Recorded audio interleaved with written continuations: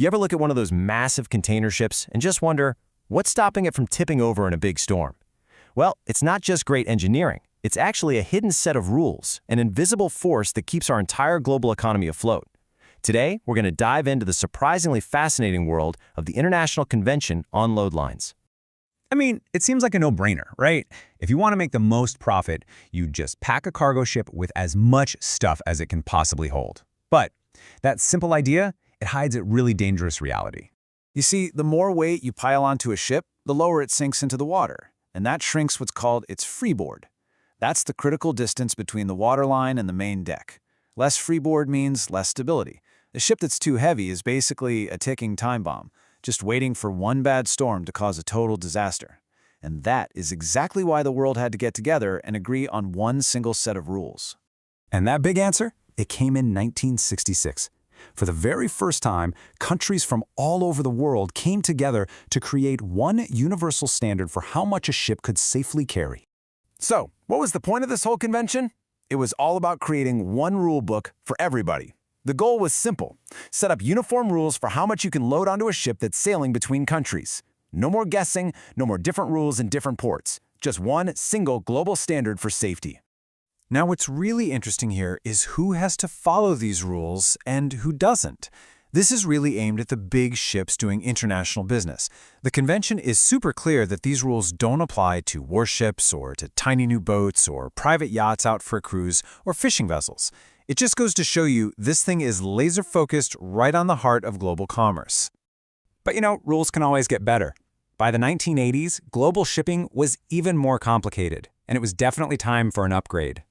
This led to something called the 1988 Protocol. Now, this wasn't about changing the main idea, but it was about making the entire system of safety checks a whole lot smarter. And this really shows you that this isn't some dusty old document sitting on a shelf. Oh no, it's a living, breathing set of rules. It started back in '66, got a huge update in '88, and it's been amended all the way up to this year, 2024. This convention is constantly evolving. So what was the big deal with this 88 protocol? Well, this quote from the conference really nails it.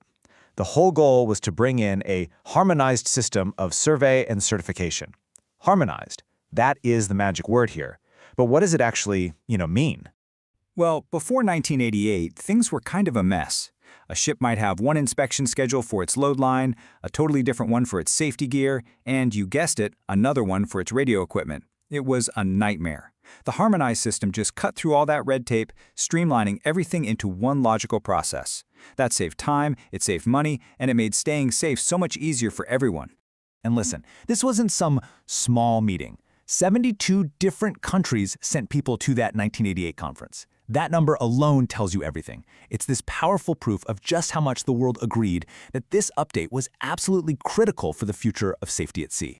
Okay, so we've got the rules, but rules are pretty useless if nobody enforces them, right? So how does the world actually make sure every single one of these ships is playing by the book?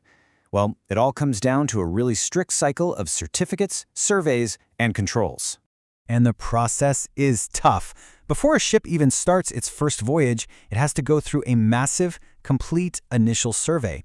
If it passes, it gets its international load line certificate. But it doesn't end there. Nope.